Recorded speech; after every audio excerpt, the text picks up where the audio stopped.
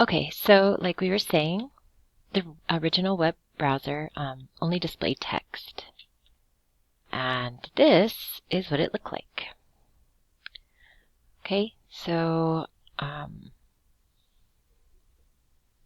excuse this stuff on the side. I should have cropped that out. This is a screenshot from another person's computer. Okay, so this stuff is not part of the browser. This was the actual browser right here. All right.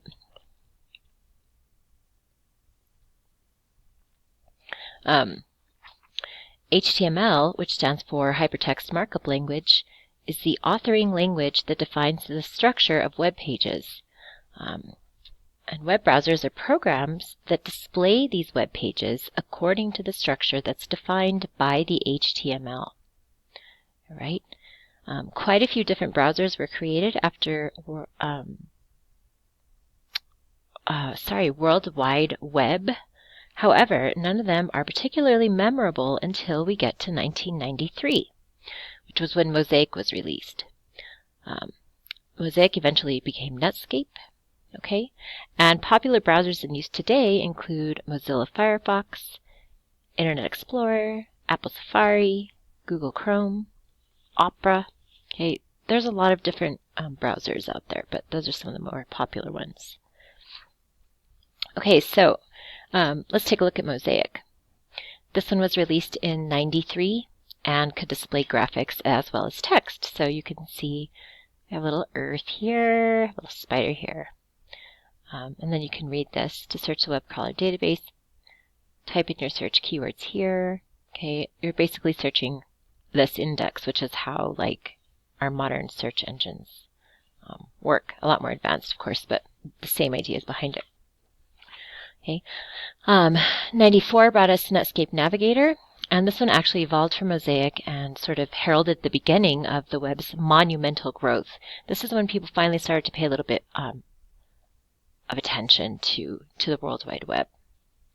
Okay, so I remember using this one in Donnelly Library when I was in high school. It was very crazy and exciting.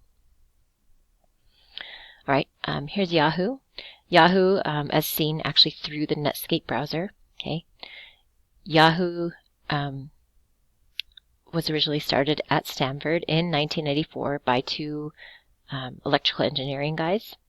And what it was then was this directory of other websites organized in a hierarchy as opposed to a searchable index of pages.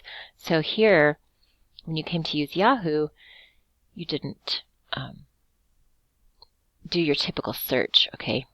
You could say, oh, I'm interested in the web pages that are out there about computers. And so it's you know, this is indexing the web, and it's saying, okay, there's 2,609 web pages currently available about computers. And it would tell you that maybe there are some new ones that you hadn't seen since the last time you used Yahoo. Okay, so, I mean, now these numbers are kind of laughable. I mean, I'm sure there's a million pages about art, and if not more, you know, not 466, but things were just starting. So it was pretty exciting. And then, of course, I had to give you a screenshot of Yahoo now. That's just taken about, I don't know, 20 minutes ago. Okay. Yahoo, unfortunately, has, in my humble opinion, gone downhill. So it sort of blasts you with ads. Okay, this is my screen, and I'm running an ad blocker because it's so many ads that it's actually hard to kind of navigate. And Yahoo is actually about to be bought by Verizon, so we'll see what happens with that. But anyway, this is what it looks like now. So pretty different from the Yahoo of yesteryear, right? Okay. So let's look at some different web browsers. Internet Explorer was released in 1995, and that one is included with the Windows OS. Okay. Mozilla Firefox was released in 2004. That's my personal favorite as far as these web browsers go. Okay. Its appearance is kind of similar to IE. That's Internet Explorer.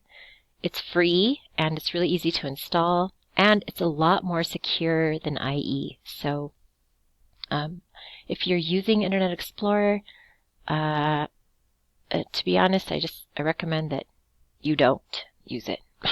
Okay, Firefox is great, Chrome is good, but I definitely recommend Firefox. Okay, Google Chrome was released in 2008, and its claim to fame is that it loads web pages quicker than any other browser. Safari is a browser for Mac users, so that's the browser you have, like if you have an iPhone or iPad or your MacBook. Okay, and then Microsoft Edge was released with Windows 10. This is a new personalized browser. Again, I say personalized in quotes because, as we know, or at least as I've told you, it gathers tons of information about you, and that's how it becomes personalized.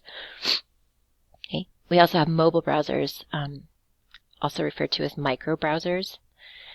These include IE, Firefox, Safari, and Opera. There's proprietary microbrowsers, and these include Kindle and some Android browsers. Okay, so here's a little table for you, just for your studying, basically telling you what I just told you. Okay. And then we have, this is just a screenshot. This is the Tor browser. Or at least this is where you go to download the Tor browser. And there's nothing scary about the Tor browser. There's nothing illegal. Okay, if you're concerned about your privacy, which I am a huge privacy advocate, I highly recommend that you use the Tor browser. It stands for the Onion router. That's why you have a little onion right here. Okay, so protect your privacy, defend yourself against network surveillance and traffic analysis. Tor is totally free and it's open source, so you can actually see what you're downloading if you're interested in looking at the code behind it. Okay, so you can use it for Windows, Mac OS, Linux, Unix, Android. Okay, gives you some different projects they're working on here. So if you're not ready to download the Tor browser, just come over here and read about it. Okay, you'll see when you do download Tor and you start using it, it's just the same as any other browser, except it keeps your window size smaller. Okay, because window size has an effect on privacy. Believe it or not, there's lots of little secrets. Okay, maybe you have something you need to talk about. Big bombshell you're going to drop about your work. You need a safe place to do it through. Here we go. Who uses Tor? Activists, family and friends, people like you, their children. They just want to protect themselves and their dignity while using the internet. So go check out Tor. I definitely recommend it to you. Okay, so Surf's up. All right, we got our browser. Let's configure it.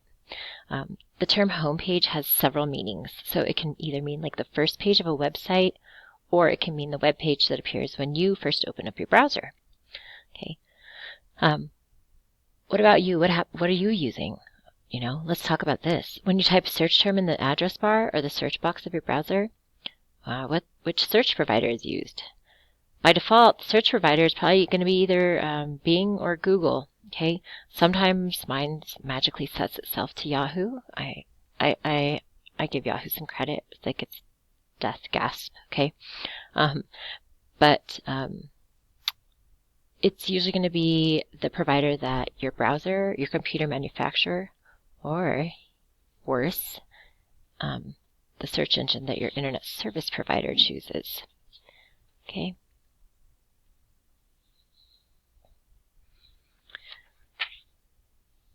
All right. So, add-ons, plugins, toolbars. An add-on is created for a specific browser in order to add features to it. Okay, I think add-ons are a great thing. I use several different add-ons on Firefox. One of them is that ad blocker I showed you, I kind of pointed out to you when we were looking at Yahoo today. Okay, it's nice. Again, it helps with tracking and keeps all this junk from coming up and clogging up your page using, your bandwidth. Okay. Plugin is a third-party program, so something like Adobe Reader, Adobe Flash Player, or Java, if you're going to use a plugin. Plugins help you display multimedia-rich, interactive, dynamic content. So plugins are good too. Installing plugins is easy and free. So plugins, add-ons, great, go for it. Toolbars, not so great. Okay. If you really like your toolbar, of course, keep it. It can give you quick access to the features of the application that installed it, which is very nice sometimes. But you do need to be wary because some toolbars are actually a source of malware. So if you open up your browser one day and you have a new toolbar that has magically appeared overnight, you should probably get rid of it as soon as possible. Okay? So anyway, they can slow down your browsing, which nobody likes when our browsing is slow. We don't like being slow in this day and age. Okay. So internet connections. Internet service providers are companies that offer internet access, so we call them ISPs. Okay. If you hear them talk about bandwidth, or me talk about bandwidth, what that is the actual data transfer rate of a network. And we measure this in usually like kilobits per second. Okay. It can be megabits per second, it could be gigabits per second. Advertised rates are the maximum download speeds. But the actual rate of the download speed can fluctuate and may be much lower than what has been advertised to you. Okay, so what does that mean? That means when maybe you have CenturyLink as your internet here in Vegas, or sorry, if you don't live in Vegas, wherever you happen to live, whoever your provider is. Okay, you sign up with them. For Vegas, they say that our maximum bandwidth would be 12 megabits per second. Okay, so there's tests you can run on your machine. You can go search the web and find them, and they'll test your speed. And they'll test your upload speed, and they're going to test your download speed as well. And then they'll give you your actual rate of data transfer speed. Okay, and usually you're going to find it's nowhere near that 12 megabits per second that they advertise to you.